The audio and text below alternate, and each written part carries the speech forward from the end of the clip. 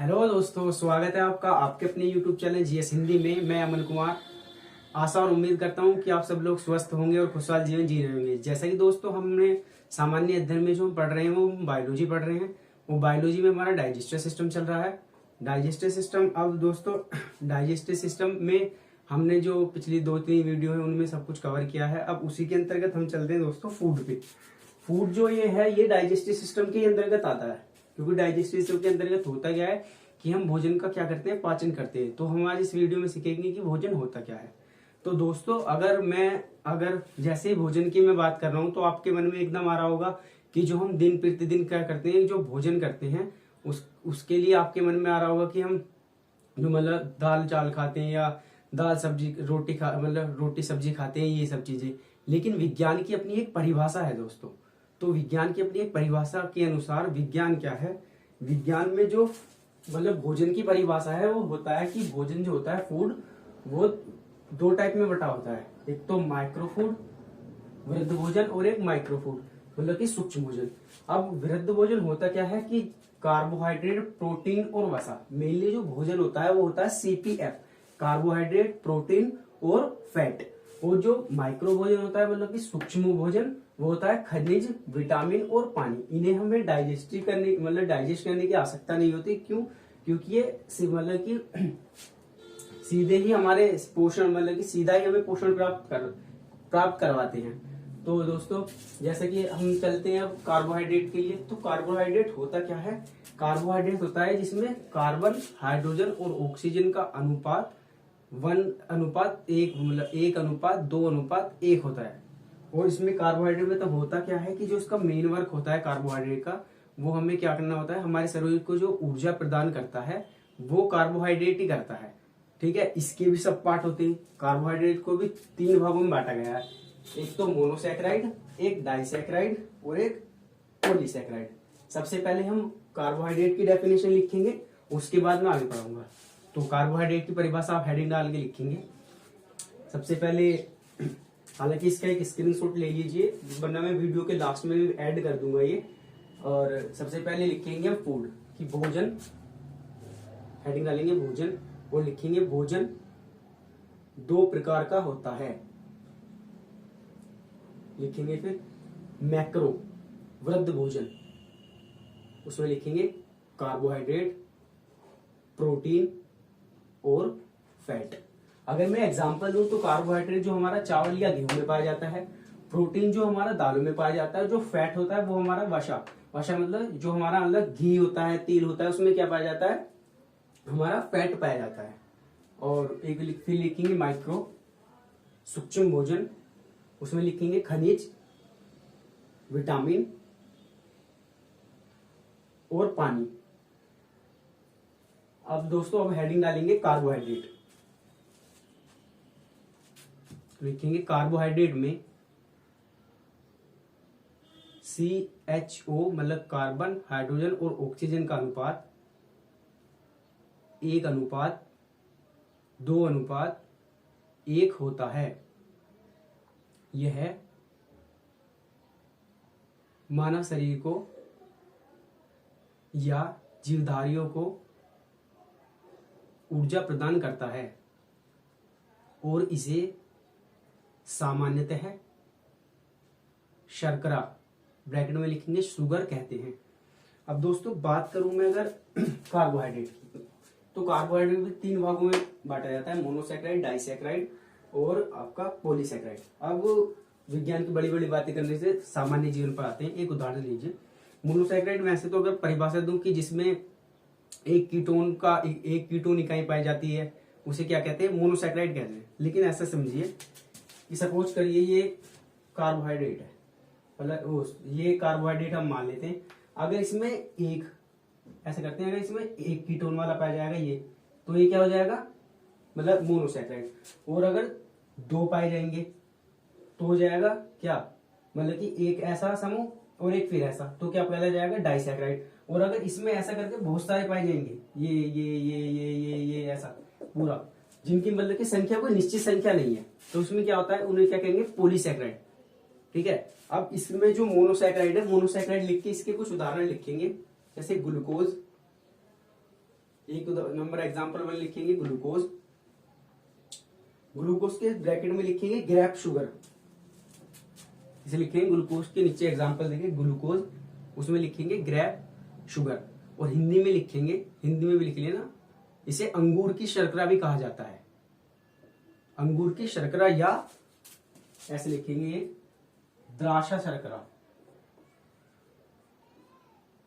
ऐसे करेंगे। उसके बाद लिखेंगे सेकंड एग्जांपल फ्रक्टोज, इसे फल की शर्करा भी कहा जाता है, ब्रैकेट में लिखेंगे फल की शर्करा या फ्रूट शुगर। उसके बाद लिखेंगे ग्लैक्टोज। ठीक है, अब दूसरा बात करते हैं दोस्तों किसकी, दूसरी बात करते हैं डाइसैकेराइड की। डाइसैकेराइड वो होते हैं जिसमें जो दो मोनोसैकेराइड से मिलकर बने होते हैं। उनमें क्या होता है, जैसे ये सुक्रोज है, इसे क्या कहते हैं, कैन शुगर। तो इसमें क्या होगा, ये ग्लूकोज और फ्रक्टोज, ये जो ग्लूकोज है और फ्रक्टोज, इसमें मतलब दो ये इनसे दो मोलिक्यूल से मिलकर बना होगा इनके। ठीक है, वो जो ये लैक्टोज होगा इसे कहते हैं मिल्क शुगर। ये क्या होगा, ग्लूकोज और गैलेक्टोज, ये इनसे मिलकर के बना होगा, मतलब दो मोनोसैकेराइड से मिलकर के बना होगा। वो जो माल्टोज होता है उसे कहते हैं माल्ट शुगर, ये क्या होगा, ग्लूकोज और ग्लूकोज के मोनोसैकेराइड से मिलकर बना होगा। तो आप लिखेंगे डाइसैकेराइड में यह दो मोनोसैकेराइड से मिलकर बने होते हैं। एग्जाम्पल लिखेंगे, नंबर 1 एग्जाम्पल लिखेंगे सुक्रोज, ब्रैकेट में लिखेंगे सुक्रोज को क्या लिखेंगे ब्रैकेट में, कैन शुगर। ठीक है, उसके बाद लिखेंगे दूसरा एग्जाम्पल, इसके सामने 10 लिखेंगे, ये ग्लूकोज प्लस फ्रक्टोज से मिलकर बना होता है, ग्लूकोज और फ्रक्टोज से मिलकर बना होता है। और हिंदी में लिख देंगे इसे चीनी की शर्करा भी कहते हैं, या ऐसे लिख देंगे इसके सामने चीनी शर्करा, इसके सामने ऐसे ब्रैकेट बंद करके लिख देंगे चीनी शर्करा। उसके बाद लिखेंगे दोस्तों लैक्टोज, मिल्क शुगर, ये ग्लूकोज और गैलेक्टोज से मिलकर बना होता है। इसके आगे ब्रैकेट में लिखेंगे दुग्ध की शर्करा या दुग्ध शर्करा। उसके बाद लिखेंगे माल्टोज, उसे लिखेंगे मेल्ट शुगर, ब्रैकेट में लिखेंगे ये ग्लूकोज प्लस ग्लूकोज से मिलकर बना होता है। अब दोस्तों बात करें पॉलीसैकेराइड की, तो जो पॉलीसैकेराइड होता है ये क्या होता है, ये जो हमारा ग्लूकोज है उसके हजारों मॉलिक्यूल से मिलकर के बना होता है। तो इसकी एग्जाम मतलब इसकी परिभाषा लिखेंगे, पॉलीसैकेराइड हजारों ग्लूकोज के मॉलिक्यूल से मिलकर बना होता है। एग्जाम्पल लिखेंगे, नंबर 1 सेल्यूलोज, दूसरा लिखेंगे स्टार्च और तीसरा लिखेंगे ग्लाइकोजन। दोस्तों सबसे ज्यादा जो कार्बोहाइड्रेट की मात्रा होती है वो सेल्यूलोज में सबसे ज्यादा होती है, इसलिए क्या होता है मानव का शरीर सेल्यूलोज को पचा नहीं पाता। ठीक है, तो बात करूं मैं अगर और दूसरी बात करते हैं दोस्तों, इससे आगे बात करते हैं कि जो मतलब जो डायबिटीज हमारी बीमारी होती है, मधुमेह रोग होता है, उसमें क्या होता है, उसमें मिठास से कोई फर्क नहीं पड़ता। मतलब जो मिठास होती है, कहते हैं ना कि मीठा मत खाओ, शुगर में मीठा मत खाओ, तो मीठे से मतलब नहीं है। क्यों? क्योंकि जो डायबिटीज का सीधा संबंध होता है वो कार्बोहाइड्रेट से होता है। डायबिटीज की प्रॉब्लम जो होती है वो कार्बोहाइड्रेट के, मतलब कि अगर किसी को डायबिटीज है तो कार्बोहाइड्रेट को कम करना होता है। इसके तहत हमने क्या देखा है, ये भी देखा है जो सैक्रीन होता है, सैक्रीन में क्या होता है वो सबसे ज्यादा मीठा होता है, लेकिन वो होता क्या है, प्रोटीन होता है। तो इसलिए जो सैक्रीन की मतलब डायबिटीज वाले पेशेंट को जो गोली दी जाती है वो सैक्रीन की होती है, जो मीठे के लिए दी जाती है। ठीक है, तो ये पॉइंट नोट करके लिख लेना, नोट में पॉइंट लिख लेना कि सैक्रीन ब्रैकेट बंद कर लिख लेना, प्रोटीन सबसे मीठा होता है। उसके बाद सेकंड नोट डालना और लिखना,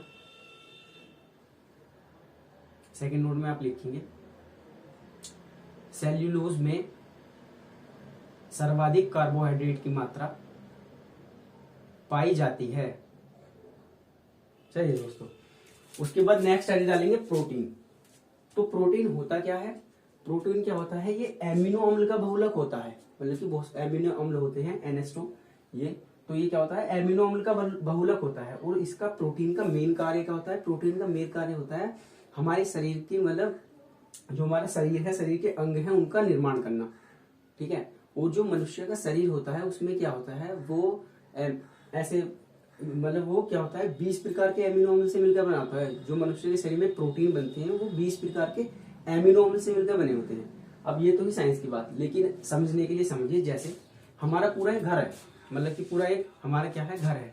तो घर का स्ट्रक्चर होता क्या है कि जो हमारा घर है वो किसी चीज से मिलकर बना होता है, भाई वॉल से मिलकर बना होता है, दीवारों से मिलकर बना होता है। और जो हमारी वॉल होती है, वॉल किससे मिलकर, दीवार हमारी किससे मिलकर बनी होती है, वो हमारी ब्रिक्स मतलब ईंटों से मिलकर बनी होती है। तो सपोज करिए कि जो ईंट है, जो मतलब कि हमारी ईंटें हैं, जो हमारी क्या है ईंटें, वो तो किस चीज का कार्य कर रही है, वो तो कर रही है यहाँ एमिनो अम्ल का कार्य, ये इसका कार्य। और जो पूरी दीवार है, ये पूरी दीवार ऐसे करके ब्रिक्स पूरी बना दे और वॉल पूरी तैयार हो गई, तो वो किसका कार्य कर रही है, वो कार्य कर रही है दोस्तों प्रोटीन का। तो जिस प्रकार से जो एमिनो अम्ल है वो किस चीज का कार्य करते हैं, जैसे हमारे घर की संरचना में, हमारे घर के निर्माण में जो मतलब जो हमारे मतलब ईंटें होती हैं, वो तो मानव के शरीर में मतलब एमिनो अम्ल कार्य करते हैं। और जो प्रोटीन पूरा है वो क्या वोल की तरह करते हैं। इसका मतलब क्या हुआ, दोबारा से समझिए। मनुष्य का शरीर है किस चीज से मिलकर बना होता है, प्रोटीन से। जो शरीर के अंग हैं वो प्रोटीन से मिलकर बने होते हैं। और प्रोटीन जो मिलकर बना होता है वो एमिनो अम्ल से मिलकर बना होता है। ठीक है। जिस प्रकार से हमारा घर है, घर को वॉल से मिलकर बना होता है, मतलब दीवार खड़ी होकर बनती है। और दीवारें किस चीज से मिलकर बनी होती है, ईंटों से मिलकर के बनी होती है। तो आप परिभाषा लिखिएगा कि प्रोटीन एमिनो अम्ल के बहुलक होते हैं। प्रोटीन एमिनो अम्ल के बहुलक होते हैं तथा मानव शरीर में पाए जाने वाले प्रोटीन 20 एमिनो अम्ल से मिलकर बने होते हैं।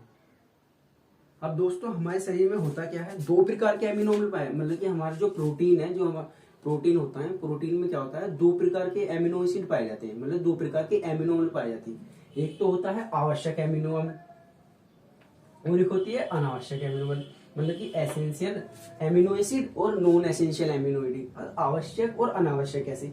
सपोज कीजिए कि आपके पास एक पेन है, जब आपके पास पेन है तो आपको क्या होगा, किसी से पेन लेने की आवश्यकता नहीं पड़ेगी, तो मतलब कि आपके लिए वो अनावश्यक होगा, किसी से पेन मांगना आपके लिए क्या होगा, अनावश्यक होगा। लेकिन यदि आपके पास पेन नहीं है तो क्या होगा, आपको दूसरे से पेन लेने की आवश्यकता पड़ेगी, तो दूसरे से पेन लेने के लिए क्या होगा, आपको आवश्यक होगा। तो इसी प्रकार से मानव शरीर में जो एमिनो एसिड पाए जाते हैं तो उन्हें क्या कहते हैं, मतलब कि मानव शरीर में जो मतलब उपस्थित होते हैं एमिनो एसिड, तो उन्हें क्या कहते हैं, अनावश्यक एमिनो एसिड। और जिनकी मनुष्य को बाहर से आवश्यकता होती है उन्हें क्या कहते हैं, मतलब कि उन्हें कहते हैं आवश्यक amino acid, essential amino acid. तो परिभाषा लिखिएगा, आवश्यक एमिनो अम्ल, ब्रैकेट में लिख दिया एसेंशियल एमिनो एसिड। आगे लिखिएगा परिभाषा, ले नोट कीजिएगा इसकी। ऐसे एमिनो अम्ल जिनकी मानव शरीर को आवश्यकता होती है उन्हें आवश्यक एमिनो अम्ल कहते हैं। यह बाहर से प्राप्त किए जाते हैं, मतलब कि मानव के शरीर से बाहर से प्राप्त किए जाते हैं, या तो किसी मतलब दाल के द्वारा या और किसी चीज के द्वारा, जो अलग प्रोटीन के सोर्स हैं उनसे प्राप्त किए जाते हैं। और दूसरा लिखना अनावश्यक amino acid, non essential acid. उसमें आप लिखेंगे ऐसे एमिनो अम्ल जिनकी मनुष्य के शरीर को आवश्यकता नहीं होती है, क्योंकि ये एमिनो एसिड, ये एमिनो अम्ल मानव के शरीर में ही निर्मित होते हैं। अब दोस्तों जो प्रोटीन की अगर मैं बात करूं, जो हमारे मतलब बॉडी के पार्ट हैं बहुत सारे, उनमें क्या होता है प्रोटीन, मतलब हर चीज में होता है। जैसे नेल्स में भी हमारे में प्रोटीन है, ठीक है, हमारी स्किन में भी प्रोटीन है, ठीक है। तो इसी प्रकार से ये कुछ इंपॉर्टेंट है जो एग्जाम के पॉइंट ऑफ व्यू से बहुत ज्यादा इंपॉर्टेंट है। तो इसमें लिखेंगे आप हेयर, नेल और स्किन, जो इसमें क्या कैरेटीन प्रोटीन पाया जाता है। और जो दूसरा होता है ब्लड, ब्लड में क्या होता है हीमोग्लोबिन प्रोटीन पाया जाता है। अब लिखते चलिए, बोन में कौन सा प्रोटीन पाया जाता है, तो ओसिन प्रोटीन पाया जाता है दोस्तों। तो जो मसल्स हैं हमारी, मांसपेशियां हैं, उसमें क्या पाया जाता है, मायोसिन या एक्टिन प्रोटीन पाया जाता है। ठीक है। और जो हमारी मिल्क दूध होता है उसमें क्या लैक्टिन या केसिन प्रोटीन पाया जाता है दोस्तों। और इसमें क्या होता है केसिन की जो केसिन प्रोटीन होता है उसकी मात्रा अत्यधिक होती है। अब ये मैंने जो आपको टर्मिनोलॉजी इस प्रकार लिख के दी है कि कहीं मैंने हिंदी में लिखा है, कहीं मैंने इंग्लिश में, आप देख रहे होंगे ना, नोट कर रहे होंगे, कुछ अजीब सा भी लग रहा होगा। लेकिन दोस्तों एक बात हमेशा ध्यान रखिए कि जो बायोलॉजी की टर्मिनोलॉजी है, बायोलॉजी की टर्मिनोलॉजी में है क्या कि कुछ शब्द तो ऐसे हैं जो इंग्लिश में बहुत आसान है, जो आपके दिनचर्या के उसमें जो आपका डे बाई डे कोई भी आपके सामने बोल के दिखाता है कि भाई ये मसल्स, तो आपको मसल का पता लग जाएगा। लेकिन अगर मांसपेशियां कहेंगे, जैसे कोई और अन्य भी हैं, बहुत सारे मानव के ऐसे अंग भी हैं, तो इसलिए मैं क्या कर रहा हूँ कि जो टर्मिनोलॉजी है उसको इजी बनाने के लिए क्या कर रहा हूँ मैं उसको मैं जहां जहां मुझे लग रहा है कि इंग्लिश में ठीक है वहां इंग्लिश में लिख रहा हूँ, जहां जहां हिंदी में लिखने की जरूरत है मैं वहां हिंदी में लिख रहा हूँ। ये है, इसे नोट कर लीजिए। अब हेडिंग डालेंगे वसा, फैट की। तो फैट क्या होता है, ये क्या होता है मनुष्य के शरीर में जो भोजन संग्रहित होता है, कि आपने भोजन खाया, अब भोजन क्या होगा भाई, आपने भोजन खाने के बाद आपको ऊर्जा मिल जाएगी, तो उसका भी तो कहीं ना कहीं संग्रहण होगा। तो वो क्या होता है, वो फैट होता है, जो कि मानव के शरीर में होता क्या है, वो क्या होता है, जैसे आपने देखा होगा कि कोई मोटे इंसान होते हैं, तो मोटे इंसान में क्या होता है कि जब वो भोजन बहुत ज्यादा खाते हैं तो उनमें क्या होता है फैट, भोजन संग्रहित ज्यादा हो जाता है। भोजन संग्रहित का मतलब क्या है कि अगर वो 2-4 दिन भोजन ना करें तो फिर भी उनकी बॉडी को इतना कुछ इफेक्ट नहीं पड़ेगा। लेकिन जो थोड़े दुबले पतले से लोग होते हैं तो उनके क्या होता है, उनके में जो फैट होता है वो इतना या तो वो फैट में इतना खाते नहीं है, वैसे इतने खाते नहीं है, तो उनका क्या होता है अगर वो थोड़े दिन भी भूखे रहें तो उन्हें क्या होगा, उन्हें होगा ये कि उनका शरीर थोड़ा थोड़ा एकदम एनर्जी नहीं रहेगी उनके अंदर। तो आप लिखेंगे वसा की परिभाषा कि वसा फैटी अम्ल के बहुलक होते हैं तथा यह मानव शरीर में भोजन संग्रहित के रूप में या भोजन संग्रहण के रूप में उपस्थित होते हैं। ठीक है। अब आप लिखेंगे विटामिन। विटामिन क्या होते हैं दोस्तों, विटामिन होते हैं जो हमारे अंग हैं, ये हमारा हाथ है, मैं ऐसे कर रहा हूँ तेजी से चल रहा है, ऐसे करके कर रहा हूँ, ये उंगली इतनी तेजी से चल रही है, तो ये क्या कर रहा है कि इनके अंगों की क्रियाशीलता बढ़ाते हैं। तो जो हमारे ये विटामिन होते हैं वो क्या करते हैं, हमारी अंगों की क्रियाशीलता बढ़ाते हैं। तो लिखेंगे विटामिन डाल के, विटामिन का मुख्य कार्य मानव शरीर के अंगों की क्रियाशीलता को बढ़ाना होता है। ठीक है। उसके बाद लिखेंगे दोस्तों खनिज। अब खनिज क्या होता है, खनिज जो होता है जो हमारे शरीर में होने वाली विभिन्न प्रकार की रासायनिक अभिक्रियाएं हैं, ठीक है, वो रासायनिक अभिक्रियाएं हैं, वो क्या होता है, वो खनिज पे डिपेंड करती है कि हम जैसे सपोज कीजिए कैल्शियम, हम क्या हमारी हड्डियों को कैल्शियम की आवश्यकता होती है। ठीक है। तो हम क्या कहते हैं अगर हम कैल्शियम की मात्रा ना लें, सपोज करिए कि किसी के कैल्शियम खत्म हो जाए तो उसके क्या घुटनों में दर्द होने लगता है, हाथ में हड्डियों में भी दर्द होने लगता है, हमारे जो जॉइंट है ना, जॉइंट उनमें भी क्या होने लगता है, उनमें भी दर्द होने लगता है। तो क्या होता है कि हमारे जो शरीर है, शरीर में जो होने वाली रासायनिक अभिक्रियाएं हैं उनके लिए क्या होता है, उनके लिए खनिज की बहुत ज्यादा आवश्यकता होती है। ठीक है। तो आप परिभाषा लिखेंगे कि मानव शरीर में रासायनिक अभिक्रिया के लिए खनिज की आवश्यकता होती है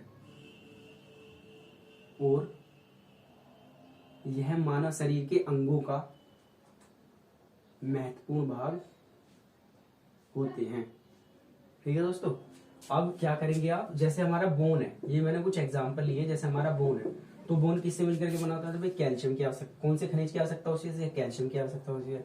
जो हमारी थायराइड है उसे किस चीज की आवश्यकता होती है, आयोडीन की आवश्यकता होती है।